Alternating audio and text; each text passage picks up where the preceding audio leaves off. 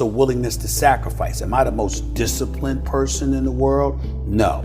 Am I the most meticulous person in the world, like some people would believe? No, I'm meticulous enough and I'm disciplined enough, but I also know how to let go and relax or whatever, and sometimes I may not be as disciplined as I should be. But I think the key thing is that the bottom line is everything to me. And whatever the bottom line requires is what I'm going to do. If the bottom line requires an excessive level of discipline, I'm going to do it. If I can slack off a little bit and still achieve that goal, I might pick and choose from time to time to slack off just a little bit. Yeah. But to me, it's whatever the moment or the situation demands. And I'm a bottom lines oriented kind of person. I have an assistant. I have people who work for me. I have people who work with me. They'll tell you I'm very bottom line kind of guy. If you tell me that the job is going to get done, and the job is going to get done in an excellent fashion, and it requires 90% effort, I'll let you go with that. I'll let you get away with that. I'm not going to sweat it. But if this requires 100% and you give me 99, I might want to fire you. Because I'm about getting the job done. Sure. It's about the results. And I think that, unfortunately, when we look at our generation today, not enough people preach about that. Why do you think that is? Because I think that we live in a society where people have become masters at pointing the finger at other people about reasons why things don't get done. I think there's too much explanation that goes on. What you taught me to do is to engineer risk into my life. Correct. So now every time I'm faced with a decision, or sometimes even when I'm not faced with a decision, I just think, how can I engineer more risk in this situation? Whereas before, I would try my hardest to engineer less risk in the situation, which meant growth was slow. And I played it safe. And at the end of the day, it didn't matter anyways. What, so a couple people thought I failed? Yeah, so you played, instead of playing to win, you played not to lose. And one of the, not new concept, we talked about it when you were there a few years ago. When you start a business from zero, your first 50,000 in revenue is geometric.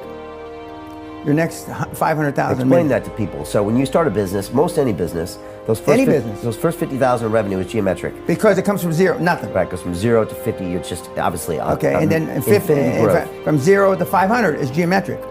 Okay, Microsoft started that way, Facebook started that way, Google. But then what people start doing is they start playing, instead of to win, they play not to lose, and they start not doing the same things that got them the first geometric growth.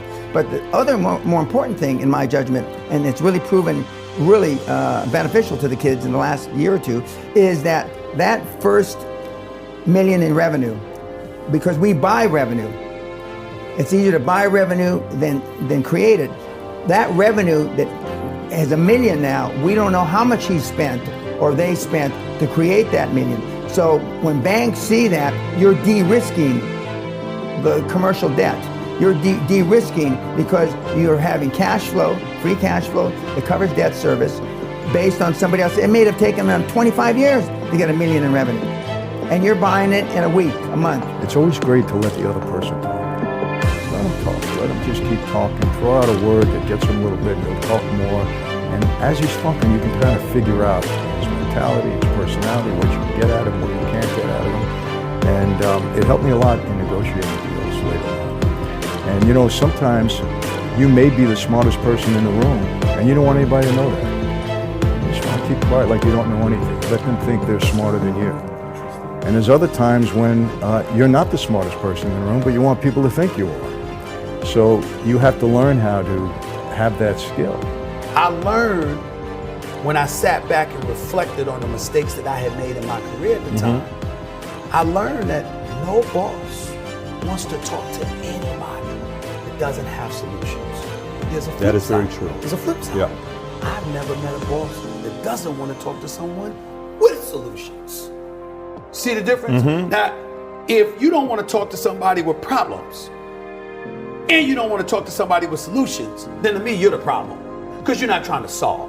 You want to go with status quo. You're perfectly fine with flowing along, just to get along, secure. safe, secure, whatever. But when you're trying to win, you're constantly looking to get better.